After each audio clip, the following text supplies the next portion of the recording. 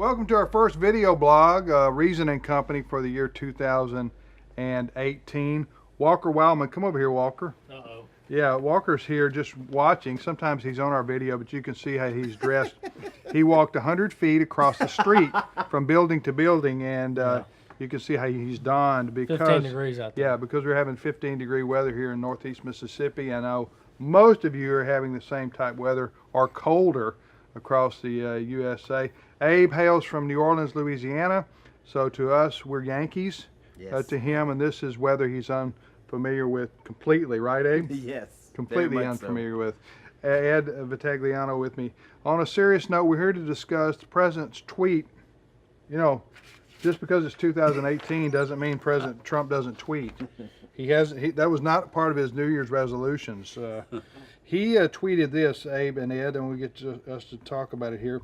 The Democrats have been told, this is about DACA, the so-called dreamers and what to do about them, DACA and the border wall. And he says the Democrats have been told and fully understand that there can be no DACA without the desperately needed wall at the southern border and an end to the horrible chain migration and ridiculous lottery system of immigration, end quote. We must protect our country at all costs. Ed, what's he talking about here? Well, there's been some thought that there might be a deal here with the Democrats. You know, a wall, which is part of the president's promise when he was a candidate, and then some work on amnesty for those who have come to the country illegally. And, you know, I think what President Trump is saying is we've got to have that wall. Whatever else we do, that's going to be part of the bargain. But the Democrats really, because their base is so vehemently against Donald Trump, they really push the Democrats away from any kind of a deal. So it's going to be, is it a standstill? Is it a kind of a Mexican standoff, I guess, since a lot of the dreamers are from Mexico. Yeah, so. That's funny right there, but I don't know whether to laugh or not because it may not be PC. So I'm not That's sure. probably. I'm sure it wasn't PC. I have to think about that joke. Abe winced in the background. So Abe. Okay.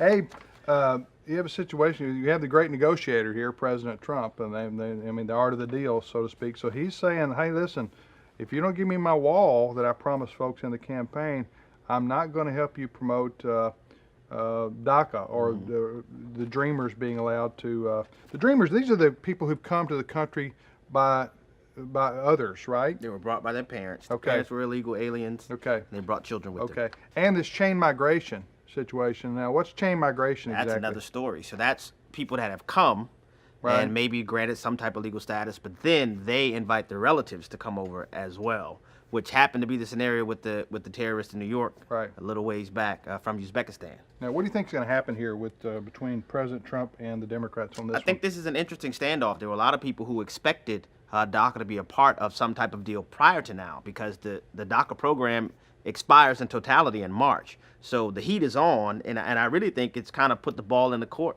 of the Democrats because if they really, really, really want a deal on DACA, then they might have to come around and come to the president's end on funding the border wall. Well, we'll see what happens. I doubt that the Democrats will ever agree to a border security wall or fence on the southern border. But we'll see what happens between President Trump and the Democrats on this particular situation. We'll see you next time on Reason and Company.